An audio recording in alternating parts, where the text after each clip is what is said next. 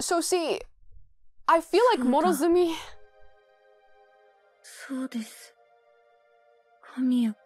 See, I don't know if, again, we get to know the characters through how they act in the Chronos world, and it's not truly how they are, because there are elements removed from them, memories removed from them, that, you know, make up their personality, make up who they are at this point in time, right?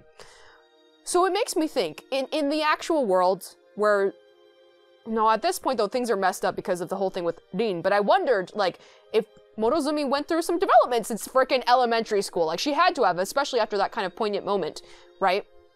She had to have developed after seeing, like, that Kamiya, you know, wants to see the good, the light in people, the good in people, other people's happiness, and how it makes you feel, and etc., right? So Morozumi going along with Kamiya's, like, mindset and understanding that, she must have changed. It must have affected her.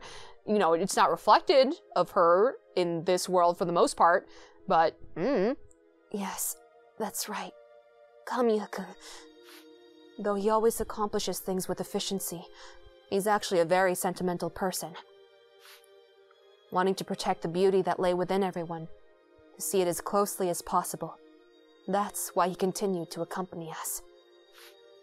Right when I remember that, I finally realized what he wanted to accomplish in the earlier voting. He wants me to distance myself from him. Oh, okay, like, make himself the bad guy? To force Morozumi to like, clearly see the difference between right and wrong and make your own decisions? Or, I don't know, but still, that's a weird way to go about it. It's so roundabout. I guess because, I can kind of see it. I can't vocalize it very well. I can kind of see it. He plays the villain to be an extreme role, to force Morozumi to make her own decision, or something like that. And okay, like, I can kind of see, because otherwise she would only ever blindly follow him. So this was a way to kind of force her to make her own decision, I guess. And I don't know. It just seems like a weird way to go about it. Because, like, even if he told her, you know, straight on, like, hey, you can't always keep following me. You got to think about your own decisions. Like, she probably wouldn't take it to heart. Okay. He wants me to go against him, to be independent from him, because he felt that my own light would only dim if I'm around him. So, I guess, throughout all the years, Kamiya has obviously been painfully aware of, like, how Morozumi feels, how she acts towards them, and all that stuff. And, like, you know, in the Chronos world, we kept seeing, like, Kamiya just overlooking, like, you know, her blindly following everything, and, you know, Kamiya manipulating her. You know, he's just kind of been pretty indifferent to all that, but I guess maybe he got so used to it over time and couldn't figure out how to get it to stop. I don't know. Their behavior is so bizarre to me. But ultimately, I guess this is putting him and his behavior in a very good light, even though it's messed up all around. But that... Are we getting stabbed? Oh, okay, no. She's squashing her own feelings, I guess. That's just unsolicited concern. From Kamiya? Because beyond my own justice, beyond what is right, beyond the light inside me, Kamiya-kun is far more important than any of those. Okay, I see. Yes. I don't care anymore.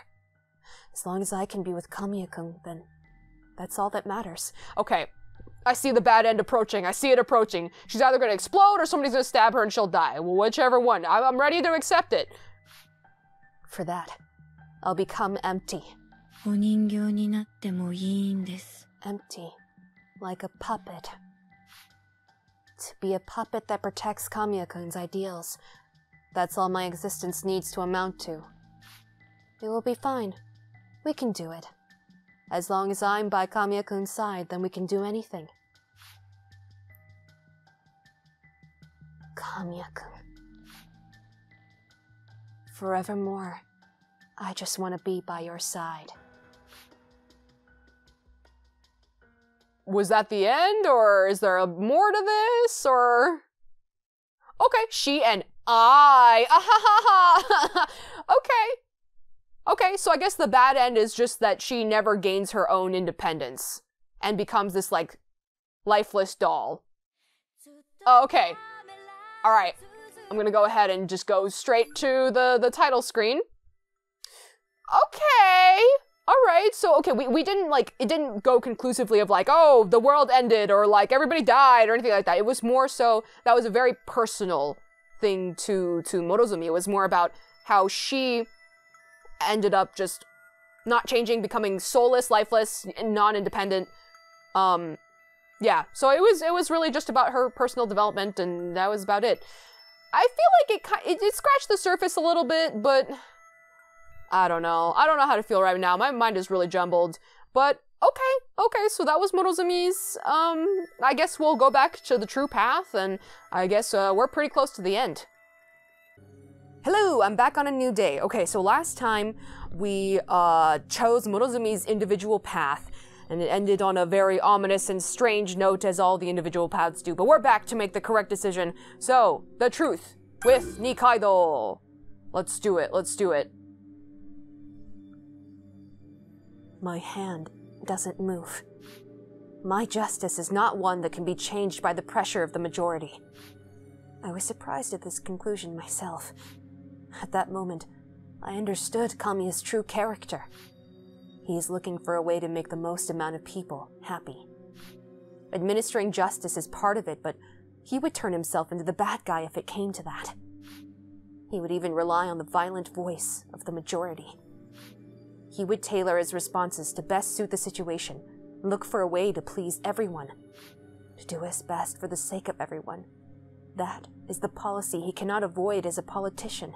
So see, I can see that, but at the same time, like in other situations where it's like very big decisions and things like that, but I feel like in this situation where it's like such a small group of people and it's something so important, I feel like there's no need to pretend to be the bad guy. I feel like it's kind of pointless. I get that, like, Kamiya's hiding it because of, like, trying not to let the whole thing unravel and break loose and have everybody... But, I mean, everybody's already disappearing, so what's the point of holding back anymore? What's the point of... I don't know. Anyways, just seems kind of silly to me.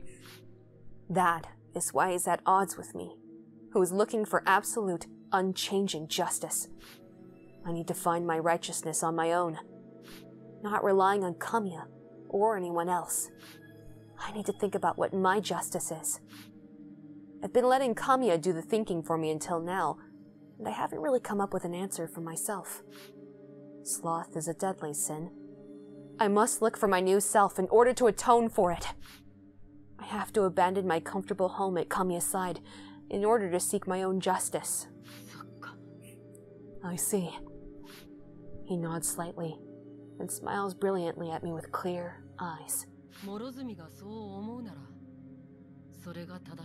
I remember at this point, when we were in Sakurai's perspective, I was like looking at them, I was like, why did Kamiya give in so easily? I'm like, I was so confused at that point. I don't remember if I ended up catching on in the original path, but there was so much going on behind the scenes between these two. If that's what you think, then that's the right choice.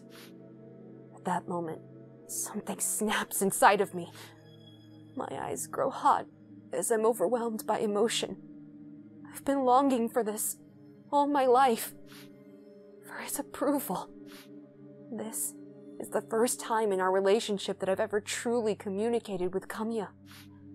I had always wanted him to look at me. That's why I stayed at his side. And yet, I was always so far from him. Of course I was. You can't forge a relationship with a puppet who only knows how to follow orders. Kamiya isn't a perfect being. He's as human as I am. It's crazy, because yeah, she's put him on a pedestal this entire time, and seeing them, you know, so distant, so different, so far away from each other, something completely unreachable. And you just had to break down this barrier in yourself to make it so that you have a closer, true communication with each other. His slender body looks like it might break at any moment. I'm sure his heart is at its limit from shouldering the burden of everyone's ideals. I want to help him shoulder that weight, if even a little. That's why I must stop being a puppet. Oh man, and here's the moment. Are we glowing? Not right now, not yet. I receive a huge burst of information. My lost memories come flooding back like a broken dam. As my memories came flooding back, I was finally satisfied. I did the right thing. This is what I wanted to do for a long time. My God. What have I done?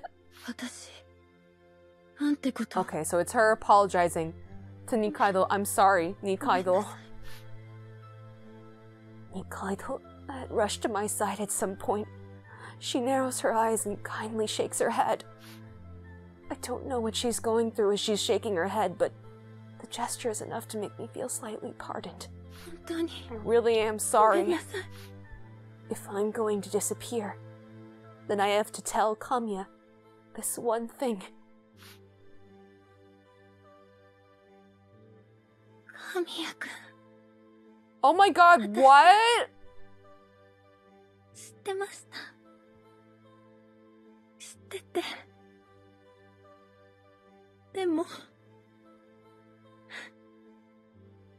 きでした。 What? I don't remember her saying this the first time. I don't think she did. Maybe she said it like after she disappeared in her mind, so we didn't. I don't remember her saying this. Oh my God.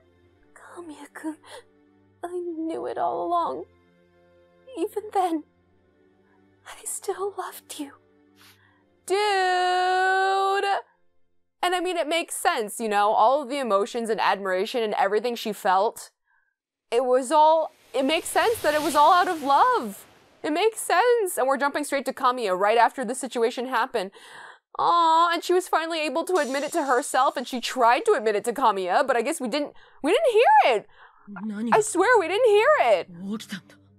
Wow, that's so sad. You know what? That was a lot of good development for Morozumi. Like, we got so little of her through Sakurai's perspective, and that makes sense since, you know, she was so single-minded, she was so dedicated to only Kamiya, she didn't want to talk to anybody else. It makes sense that we wouldn't know, and like, she wouldn't admit most of these feelings even to herself, so, you know, to have her try exhibit any signs of it to anybody else, that would be like near impossible, so that was good development. I understand her better. I like her a little better. All right.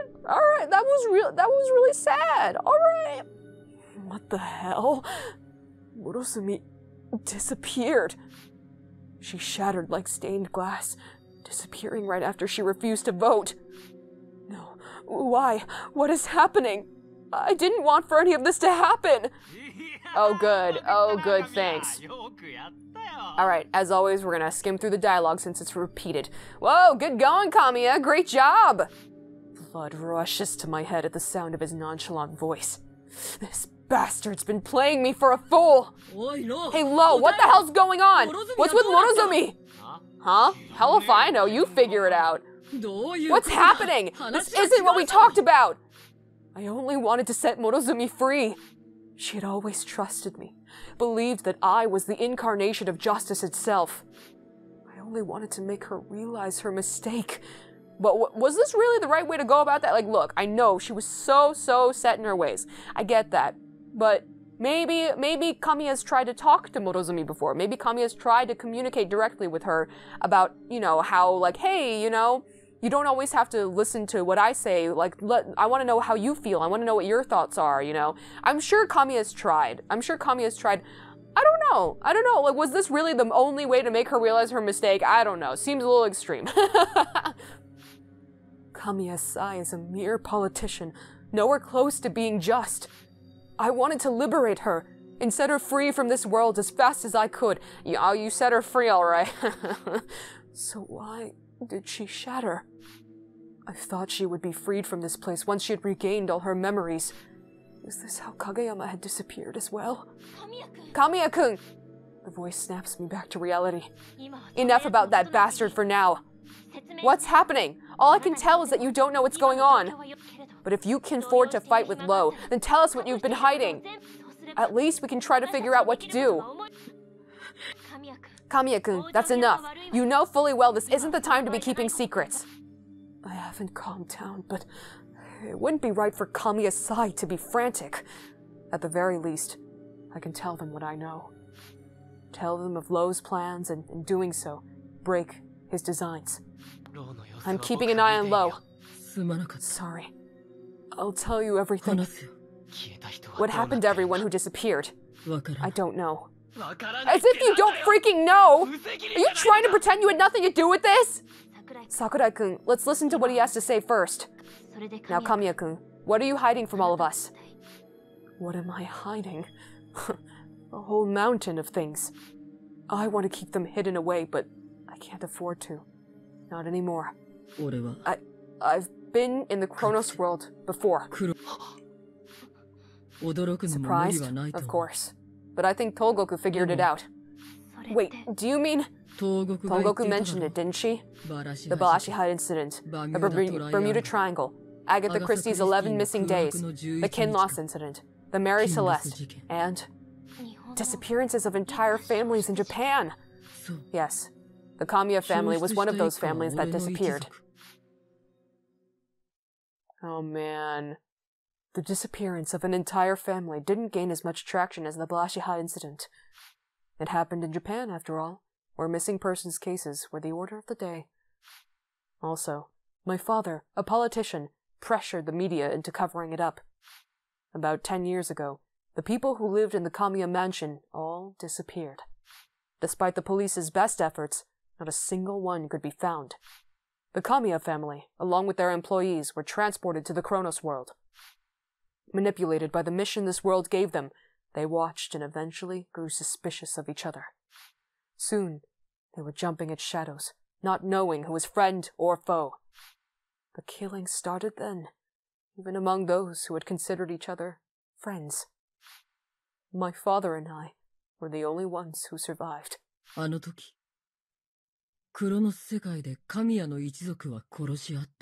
it happened, the entire family began to kill each other within the Chronos world. Holy mama. Killing each other. I was just a little kid back then, but even now, can't help but cry whenever I recall the Chronos world. My father was a politician, you see. It was very clear that the culprit was aiming for my father. Suspicion plagued everyone, and they all killed each other. So many people died. The way they talked, it's like the others weren't even human beings. It was sickening. My mother died protecting me. My father and I were the only ones left alive. After that, my father used his connections as a politician to erase the incident from the media. I was so scared.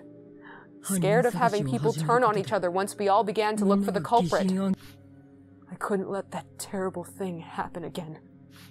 Which is why I enacted a plan to live in the Chronos world instead of going on a witch hunt. And that happened. There was a place where that happened. We lived in the Chronos world in one of the endings. That's strange. Strange? What is? Kamiya-kun, you've been to the Chronos world before and went through a considerable amount of pain and suffering, so I sympathize with you for that. Sympathy? Really? But if you had that prior experience, then all the more reason for you to have conducted a search for the culprit as soon as possible. You would have tried to find them as soon as possible, before anyone could suffer. Instead, you clearly try to steer as far away from that as possible. Your behavior is abnormal. You're still hiding something. What are you? I'm the same as always. Enough lies. Should I phrase it this way? Just who are you? Stop, I uttered to myself. Don't say any more. Everything I've built will fall apart if you do. But all my pleas would prove worthless. Looks like I have to tell you, huh? I give up and make my confession. I am not Sai Kamiya. Still, I am the Kamiya that you all know so well. I am indeed your childhood friend, Kamiya. Kamiya, what are you talking about? Of course you'd be confused. To be specific, I am Kamiya, but not Sai Kamiya. I'll just be blunt. Sai Kamiya was my older brother. He died in the Chronos world. My real name is Saya Kamiya, Sai's little sister. That was a huge mind blow when they first revealed that. Saya. I remember my mother calling me by that name. The illegitimate daughter between my father and one of the help. I was named Saya. But no one is around to call me Saya anymore. because my father wanted it so. A politician must be a man. Bound by this ancient value system, my father and his supporters declared me dead and raised me as a man. Sae would not do. Being a woman would not do. That is not what the majority wants. And so, I became Sae. I'm an illegitimate child born from my father, the politician Kamiya, and my mother, who is the house help of the Kamiya's household. Since Sae Kamiya, the heir of the family, died in the Chronos world, they found me perfect to act as his replacement. Gender is nothing given the Kamiya family's sort of influence. No way. Nikaido, as you said, if it were Sae Kamiya here, he would have immediately spoken of his prior experience with the Chronos world and tried to find the culprit as soon as possible to deal with them. Sae Kamiya is a politician, and a politician must aim for the happiness of the majority. At times, that requires sacrificing the minority. That, man, Kamiya and Morozumi were really, I suppose, character writing-wise, made for each other in that aspect, because, you know, it's all about majority, minority, you know, they were made for each other in that aspect. Their narratives intertwine quite well. Not entirely, but, you know, sort of, it's big principles, you know, that each character has, so. I should have sought the killer in order to defend the majority. But when I returned to the Chronos world, myself as Sae resurfaced. No, perhaps it would be more accurate to say that the part of me that was Sae was left out, leaving just me. In the Chronos world, things that are unnecessary to the mission are culled. Sae Kamiya, the heir of a politician, the king of the majority. When he disappeared, Sae resurfaced. Unlike Sae, Sae is not a politician, not a reformer, not even a Democrat. Sae is just a girl who wants her friends to get along with each other. I guess, like, Sae was not allowed to continue developing past elementary school, basically. To find the culprit among my beloved childhood friends and have to kill one of them. How could I possibly bear that? That's why I decided to slow everything down to a crawl. Having everyone cooperate would deepen our friendships. Once we were comfortable with each other, we would forget about our hunt for the killer. If it hadn't been for Lo and Tolgoku, we might have been able to live here together for years. Oh yeah, like I said earlier, that was one of the endings we lived out. That did indeed happen in one of the endings. We lived for like 60 something years here, and then we didn't get anywhere with that. We lived and died in here. So that's what happened. Now it makes sense. I'm really sorry for hiding it from the rest of you. I wonder if I've disappointed them. To think the great Sae Kamiya, never once wavering in his school days, would have such a tremendous moment of weakness. I'm scared. I'm scared of what they think of me. In this world, I am nothing more than a child desperately pretending to be Sae. So? I remember, though, how they responded here. They don't mind? No, there's no need for you to apologize. If anything, I should be the one to apologize. I'm sorry. I know I freaked, but I shouldn't have probed you so much. Kamiya-kun, you're still you, no matter what happens. I hope you understand that. Yeah, you're still Kamiya to us. I don't know what terrible stuff you went through, but it must have been hard shouldering that all by yourself. Sakurai smiles at me, gentle yet strong. He reminds me of the old Sakurai. I'll accept you no matter which Kamiya you are. No matter which Kamiya I am, so Sakurai says. Which means, even though I'm weak, I can't do anything as Sae. I'm so useless. All I could do was panic when Morozumi disappeared. What am I good for if I can't lead anyone? Is there any value to a Kamiya who isn't any good? No, you're not weak. Well, you are, but that's what makes you strong. And I remember Sakurai said that to us. That really stuck with me. Saying that it's because we cry that we're strong, because we understand the pain of others because we cry. And I feel like that's so important that it really stuck with me. I'm weak, so I'm strong. The words sound familiar to me. Ah, I remember. Right, the same memory, right? I heard it that day at the temple.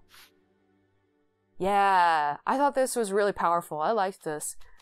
I had pruned away a number of bad apples from the student body during my time as student council president. Bullies, criminals, and those who got in the way of their classmates' studies. I didn't stop with students either. Sometimes, I would use my family to pressure problematic teachers or club coaches into quitting. Man, I still think that's crazy. That, like, I'm pretty sure Kamiya did all this during elementary school, and it's just so incredibly unbelievable. But again, it's fictional, plus I think it makes the most sense that it's Kamiya of all people that I guess experiences this like intense maturity at such a young age because of what they went through. Because they experienced all that in the Chronos world, they had to squash their identity, they had to like live up to very extreme and like horrible and like unfair expectations, and again have to suppress their own identity and all that. So I suppose it makes sense when you're under duress, under extreme circumstances, oftentimes you're forced to mature more quickly. So it's the most believable, I guess, with Kamiya. So all of it was necessary for the school to make progress. You don't get to stay on top by making empty promises. I actually went out of my way to keep the promises I made. I didn't feel anything. Kamiya is a cool and composed human being. Or at least, he should have been. Sometimes, the weight was too much to bear. The guilt felt like it would crush me, making me miserable to the point of tears. When the guilt comes, I am unable to control myself. I would go somewhere secluded to let the waves of anguish wash over me. I was at the shrine again on that day, wallowing in tears. I thought about the student I expelled the other day for shoplifting by forcing him to transfer. He cried fiercely, unable to participate in the competition he had worked so hard on. He merely reaped what he had sown. He should have known not to do anything bad before crying about it. But sorrow filled my heart when I remembered his tears. I couldn't help feeling sorry for him. My tears had gotten the better of me. I couldn't show this side of me to my father, so I was going to sit here and cry until my tears ran dry. Why was I so weak? No, I am not weak. Sae was the one who was powerless, not me. If it wasn't for her, I would be so much stronger. Kamiya! Kamiya! Okay, so we've had this conversation. We've had this conversation before, so I'll go through the spoken dialogue more quickly. The sudden voice jolted me awake. Sakurai was standing in front of me. Sakurai, what are you doing here? You were acting weird, so I thought I'd follow you. Sorry. My tracking skills aren't half bad, though, eh? Don't see why you'd want to brag about it, you stalker. Fair, but a stalker's better than a guy who'd let his friend cry alone, isn't he? Sakurai sat down next to me without asking for my permission. Sakurai could be shameless sometimes. He was good at reading other people's emotions, but he just wouldn't leave you alone when you clearly wanted a little solitude. We sat next to each other in silence until Sakurai suddenly spoke. Do you mind if I ask you what happened? As the son of a politician, I couldn't afford to show anyone my weak side, not even if it's Sakurai. But my lips began moving of their own accord, forming sentences that came tumbling out of my mouth. I forced a misbehaving delinquent to transfer schools the other day. He cried. He said he wanted to remain in our school. I didn't show him any mercy. He called me a monster, you know? I can't say he's wrong. I see. That must have been hard for you, Kamiya. What are you talking about? Of course not. I was just doing the right thing. My father said so himself. Pruning away rotten apples is part of a politician's job. The classroom is doing much better without those miscreants around. So I am not in the least sad. My job was to get rid of unnecessary parties in the name of the greater good. All I had to do was carry out my duty. This weakness was unnecessary in my role as Kamiya. I didn't ask for your dad's opinion. I'm talking to you right now. Right and wrong aside, if you feel sad, you should cry. Keeping your tears pent up will only make you weak. Holding back my tears made me weak. What are you saying? It only makes sense that holding back my tears makes me strong. Nope. You wouldn't know what pain felt like if you never cried. It takes a strong person to understand the pain of another. You and your strange ideas. So crying makes you strong, huh? At that moment, the clouds over my heart began to clear. Sakurai had pointed out that the weakness I so despised was actually strength. I desperately believed it. If I didn't have to reject myself anymore, I would have nothing left to fear. Your idea of strength has a certain appeal to it, I'll give you that. But I am aiming for the kind of strength that doesn't need to cry. I have my reasons. I see. If you say so, Kamiya, I've got your back. But, doesn't it hurt? Hurt? Please, you're with me all the way, aren't you? It doesn't hurt at all. Not as long as you cry in my stead. Sakurai, along with our friends, approved of me both as Sai and Saya. They didn't care which one of me I was. To my friends, either of them would do. I felt comfortable with the 8 of us together. I could never feel like this at home or at school. It was my most cherished and treasured possession. And yet, why did we grow apart? Was it because I lost something important? No, that's not right. I didn't lose anything. Sakurai did.